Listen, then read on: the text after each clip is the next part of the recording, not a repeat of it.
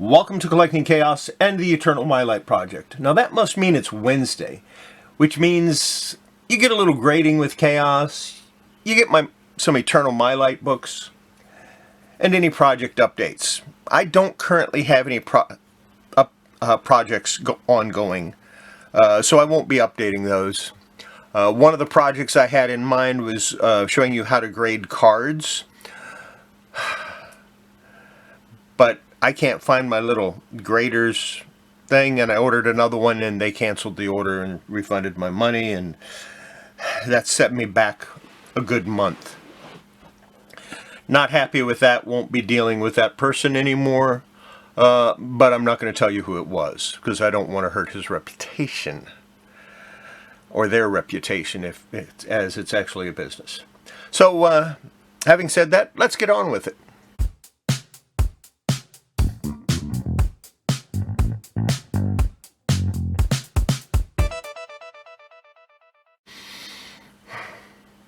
Grading with Chaos. Now, as you see, I have my Overstreet grading guide to comics out, and it's turned to near mint 9.4. Why would I be doing that? Well, in today's video, we're going to talk about dust. And 9.4 is the first time that you can have any kind of soiling and staining on a comic, and that's slight foxing, which I'm not going to get into what foxing is right now. Basically, that still means no dust. If we go back further, we're going to see where the first time you're allowed a little bit. Not near mint minus. Very minor foxing, and very fine to near mint. Still very minor foxing. Minor foxing. They haven't even started talking about dust because they don't like dust. And I don't like dust either. Minor foxing.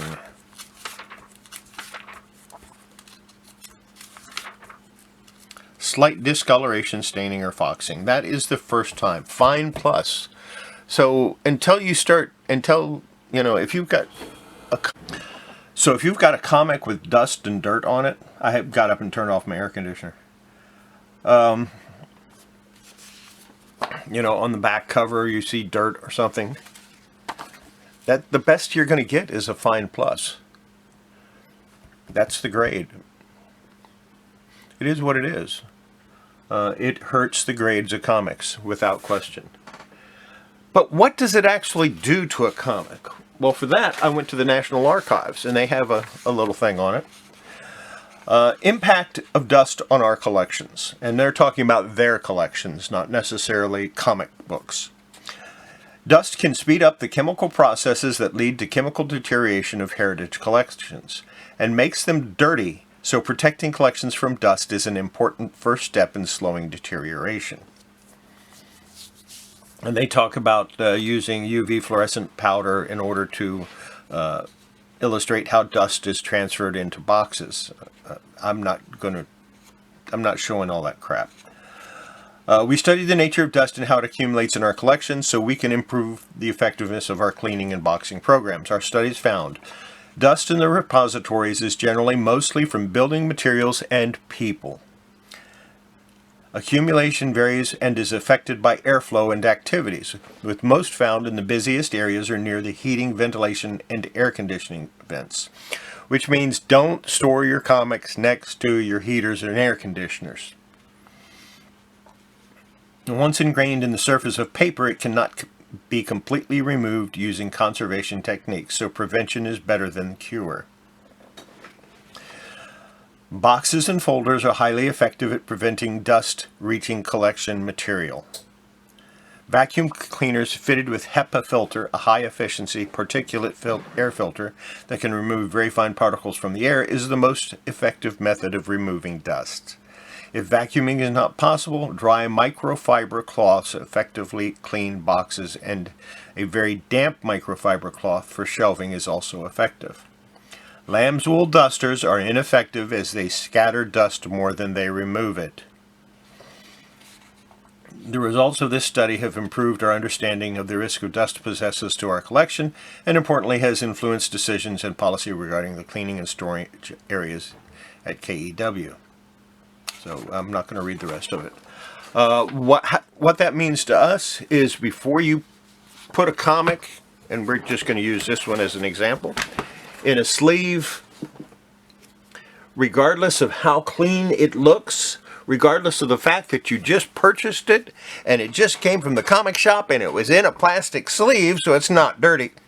No, if it is exposed to air, it has dust. So before you put it in a Mylite sleeve, get yourself a microfiber cloth and gently go over the front and back of the comic. Then immediately place it in a poly bag or Mylite sleeve with a backing board, and that will help to keep the dust down. Make sure you dust off the backing board too, because it could have dust on it. There you have it. And that's preventative measures. Cleaning comics is not going to help a whole lot. That's the reality. You're not going to get everything out of it. You can get a lot of the surface dust off by a cleaning, but as far as improving the grade, I don't. I clean a comic, I don't improve the grade, unless it's drastic. I mean, if the cleaning goes, I'll never improve it above a very good plus, or a fine plus. I think it was fine plus that it showed. Yeah, I'll never improve a grade above a fine plus with a cleaning. So basically, if your comic needs a cleaning and it's above, and if you think your comic is like a very fine and it needs a cleaning, it's not very fine. It's fine plus. It's what it is.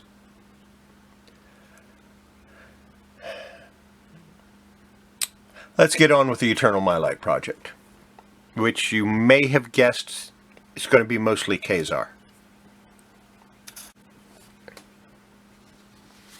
And we'll start out with Khazar the Savage, number 1. Number 1. Number 1. And, of course, number 1.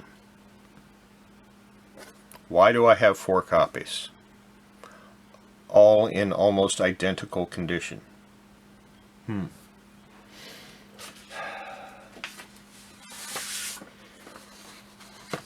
think it's time I started considering selling some of my collection. At least the doubles. We'll get into that at the end of the video. Then I have Khazar number 2. Number 2. And number 2. So I've shown 2 comics, and I've shown 7 comics and only 2 issues.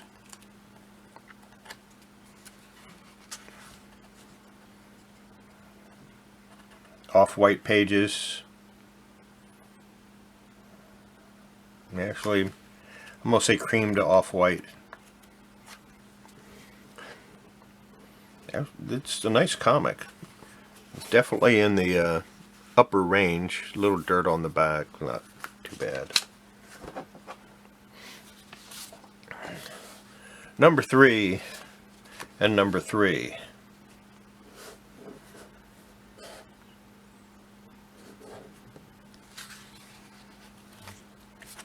And these came out in the 80s, 1981. So these are late bronze or early copper, depending on how you want to go with that. Number 4. Like this cover. Why do I only have 1 of them? I really like that cover. Number 5, for those of you keeping track, this is another Piata cover. That's not who did it. Anderson did it, but it's the holding of the. It's one character holding another in that position that is what creates that illusion, and we're going to kind of keep track of it. There's another one. That shows up in a lot of comics. Here's number 6. I have one copy of that. If you like dinosaurs, this is a comic to get, right? Number 7 and number 7.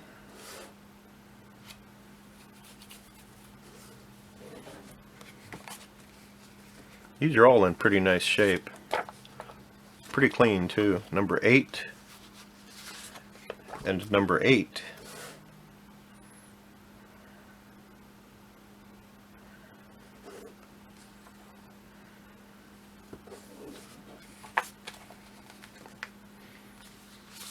Number 9. Number 9 direct market. Number 9 newsstand, or 2 direct markets and a newsstand copy. And as you can see, the newsstand copy is a much lower grade. It has a lot of dirt on it, a lot of wear.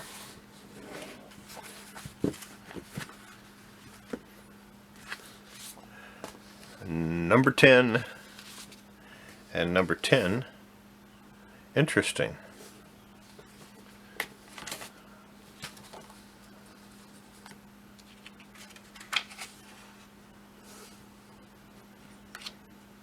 It has no barcode and no direct market box.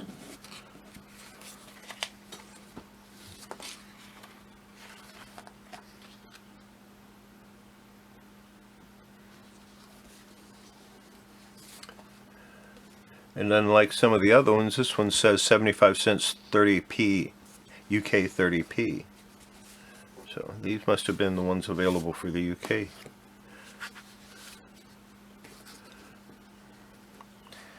Two copies of number 11. I'm assuming these are direct market.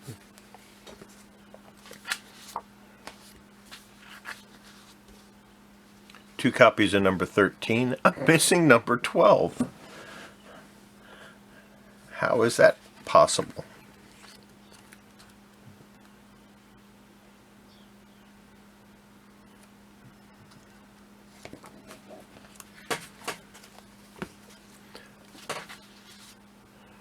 Number 14.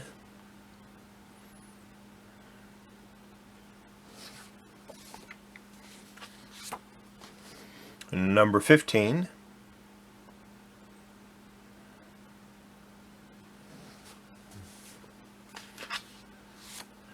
Number 16.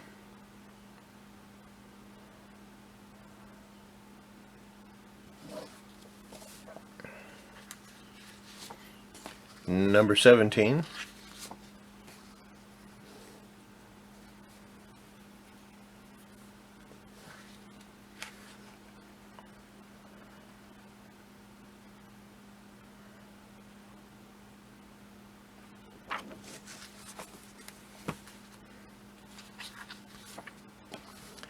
And number 18.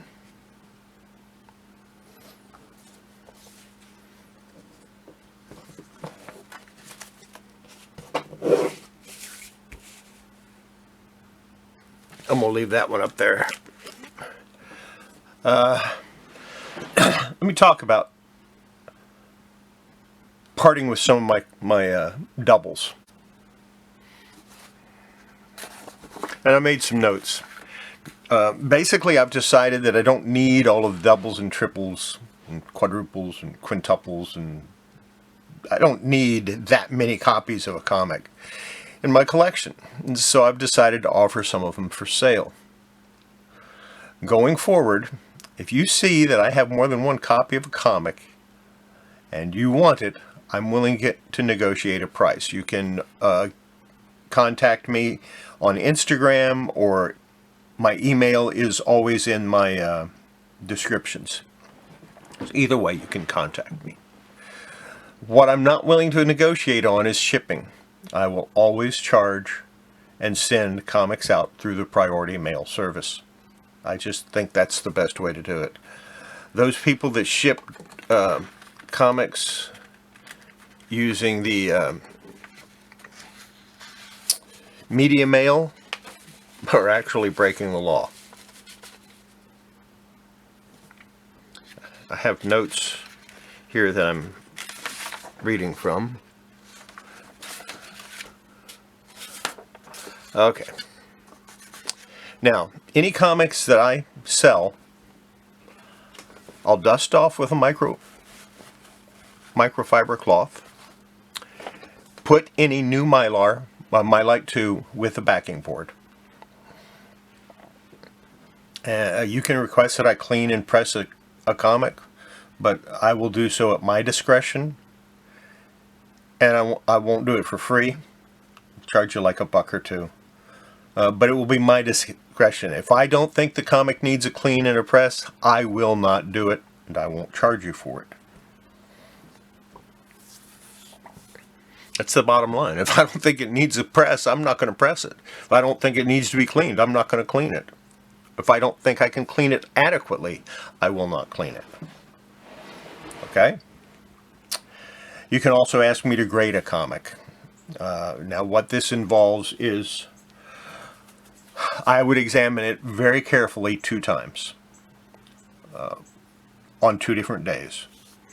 On the first day, I would examine it and I'd take a look at all the possible defects that I can find and write them down.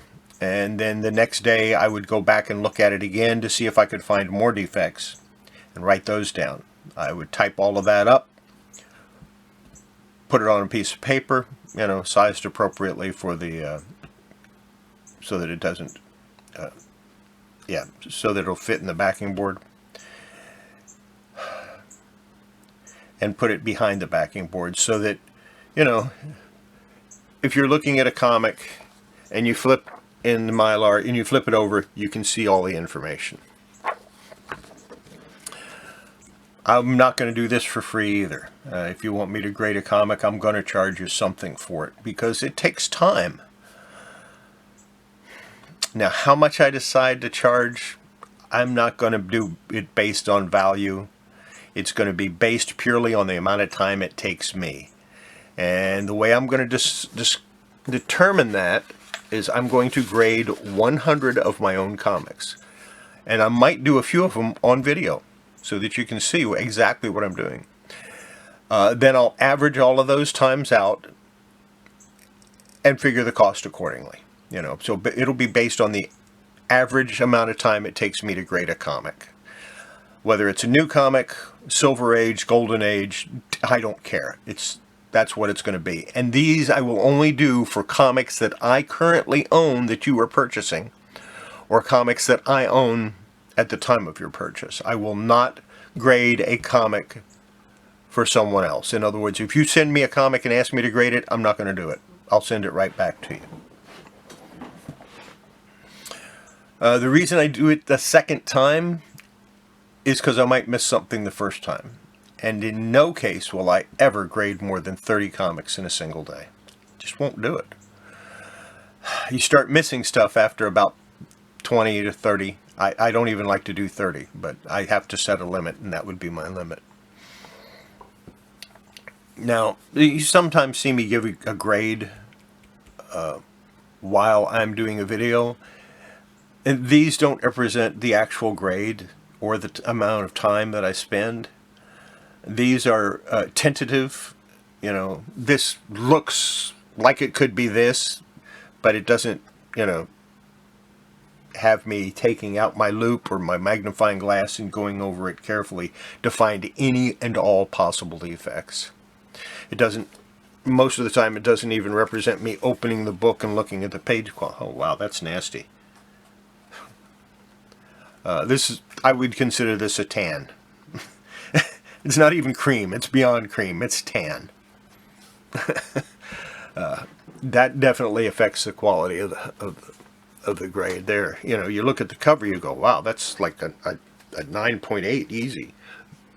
But with that page quality, we're talking, I got my cheat sheet out here.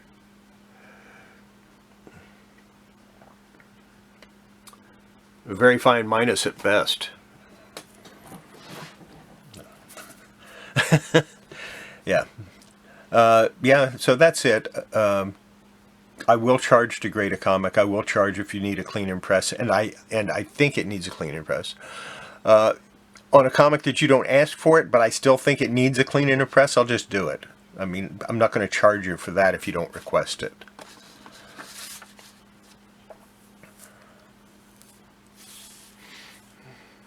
So, there you go. I'm going to sell off some of my comic books, maybe. I've already sent out a few. I sent some to... I sold some of those Black Panther comics. One set of them, so I don't have 1 through 7 anymore. Not available for sale anyway. But I do have like 1, 2, and 3 still. So, yeah.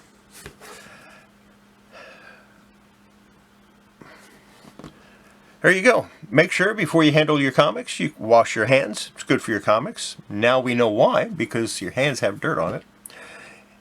It's good for your health. And we'll see you next video. Bye.